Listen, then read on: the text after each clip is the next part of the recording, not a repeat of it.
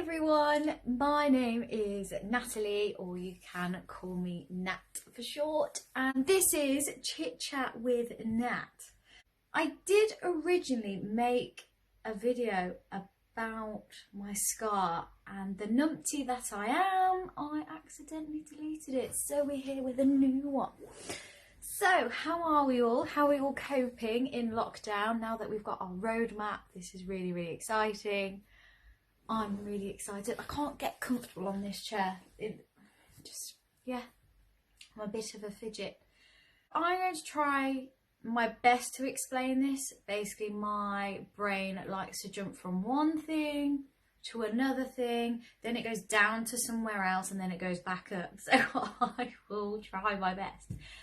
I need that on my wrist.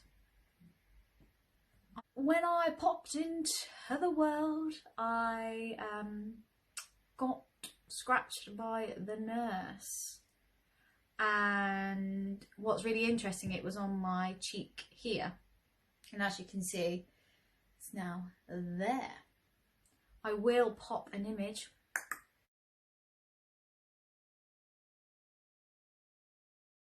So that was the image. Basically, I think around then I was 9 months old. Into the world, I got scratched by a nurse and I had an eye infection. Then it turned into this weird little thing on my face. For years and years and years, no one really knew what it was.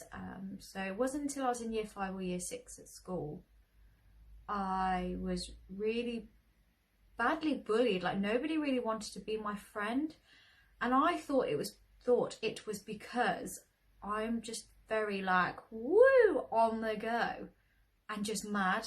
Like, I'm mentally mad, like to the point they thought I had ADHD. I don't have ADHD. I have something else, but that's okay. That's a completely different story. There was this like little tag growing out, so we went to the doctors. They sliced it off, sent it away, and they said it was like a wart. A wart. Okay. So how do we treat this? So you basically need to stick acid on your face, you know, like that stuff you can buy for your feet. They were telling me to put that on my face, as well as scrubbing it, like properly scrubbing it. I was crying. I was so much pain, and it was just pouring with blood, and I was just like, something's not right. So I stopped doing it, just left it, because I was getting so angry. But the problem was, it was getting bigger and bigger and bigger. Like, it was going really like bobbly and knobbly and just not fun. I then obviously went to big school, still got bullied at big school because they bullied me because I was small in height and I had something on my face and I had a bit of a crazy personality. The bullying probably carried on all the way through to college, but when I think I was 18, I'd like to say I was 18, I was in a really bad place, a really bad place, to the point I was driving my car and I saw this tree and I thought, what would happen if I crashed into this tree? I'm going to be completely honest. So I thought, right, I need to get help. So I booked myself into the doctors and they got me to do an assessment. The mark is out of 29, I got 28, and they went, oh dear, something's a bit wrong. And I was like, just a smidge. So they had like a bit of a chat with me, kind of asked about what life was at school, what was life now. All of the root of the problem is your face. And I was like, beg your pardon, what's wrong with my face? Like, at least come out and say it. She went, no, what they said was the wart growing on your face.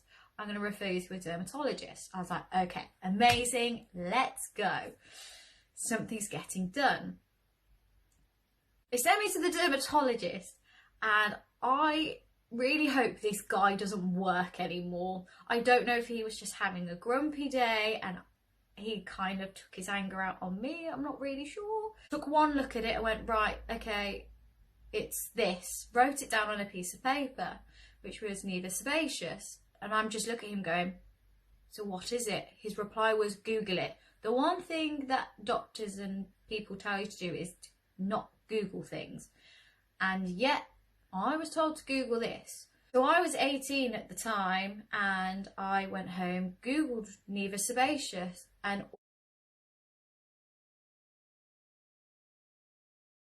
all I saw, it gets me a bit teary sometimes, because he was meant to be a professional, and to explain it to an 18-year-old that has cancer. So I went to a doctor from a skin tag thing, saying it was a wart, put acid on it, scrub it like crazy. It was pouring with blood. It was so sore, to be told, well, to Google and find out it was a type of skin cancer. I was like, I remember how I felt when I saw that, and I just went, pardon? I have what? I have cancer? Okay.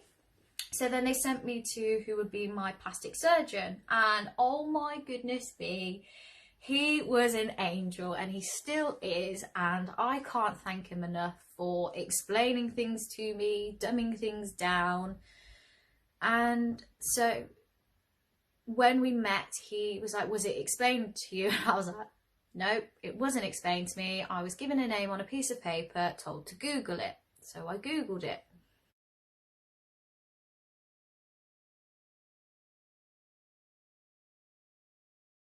Like this, and I went, oh, my hand feels really strange, and I looked, and all I saw was just blood, and I just kind of started crying, and I was like, Mum, my face isn't good. Came downstairs, and I looked, and I went, what's wrong? She went, go and have a look in the mirror, and there was this hole in my face. So rushed me to hospital. Then Warwick were like, we can't touch you, you're under the plastics, you have to go to Coventry. So I was like, we're off to Coventry. I was admitted for 5 days. Gets worse, this journey. So I'm there, and I'm starved for 5 days because there was emergency surgeries going on whilst I was there. And I was just like, so I was there from the Monday to the Friday. Basically, ended up going into surgery on the Friday because it was getting ridiculous. I wasn't eating, and for someone who suffered with an eating disorder, like, you've just starved me for 5 days. This is not good.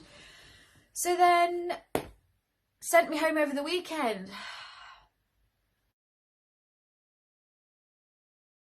They didn't stitch it up. They sent me home with my face open, with the thing stuck on my face. That's like, oh my God. Like that. Oh my God. We'll just stick that back up. It would just act like that. It just didn't happen. Just watch when my elbow goes down. Saturday, Sunday, back in for surgery. Monday, they closed it all up. 2 years later, during that 2 years, I think it's like one person in God knows how many has a reaction to stitches. I was that person. It's one in so many people that gets keloid scarring. I was that person. Everything you could have got from surgery, including infection, I got it. So then I had steroids, you name it, I had the works. Now moving fast forward to, what would have it been? My 4th operation. I'm not going to speak all of these operations. Honestly, the journey has been crazy, and I think it's why I'm not very confident because of this. It's caused me so many problems, and to a lot of people it's like, yeah, but Natalie, like, that scar's part of you, it tells a story. That's great, I respect that, and a lot of people will embrace their scars, and I probably eventually will. But the issue for me is when it was something that you were bullied for the majority of your life, it's hard. It's really hard for someone like me. That's why I do my pageants, and it's why I do all my charity work, because I know how they feel. Yes, and you're probably thinking, but Natalie, Nat, whatever we're going to call you, there are people out there worse than you. You are right. However, it doesn't mean that this situation doesn't mean more to me. This is my body, this is my health, and this, I only get this once, and I need to look after this. So we're fast tracking now to nearly a year ago. So what are we in? February. So March time. I noticed another tumour growing on my face, and I had one on my knuckle. Obviously it's removed now. See, that's not healed too badly. Like, you can't, it just looks like I've punched a wall. Just don't mess with me. No. Subject to COVID, surgery got moved twice, had surgery, and basically what their plan was, because he just wanted to get rid of it, one, because of the tumour, so they were going to take like a section, then I was going to go back again a year later to then remove, to redo it, something to just make the scar look neat. And I had my surgery, they took the whole thing out. For me, it was a massive shock to the system, because I couldn't understand why something was hurting so much. Like, my hand was fine, like it didn't hurt. And I remember coming out of surgery and my face was like still bleeding, and I was like, that's really strange. He said he wasn't operating there. It wasn't until my bandage fell off, I think 2 days, when I was home resting, and he took the whole thing. I kid you not, I sobbed, because I just felt like I was back where I was from my original operation.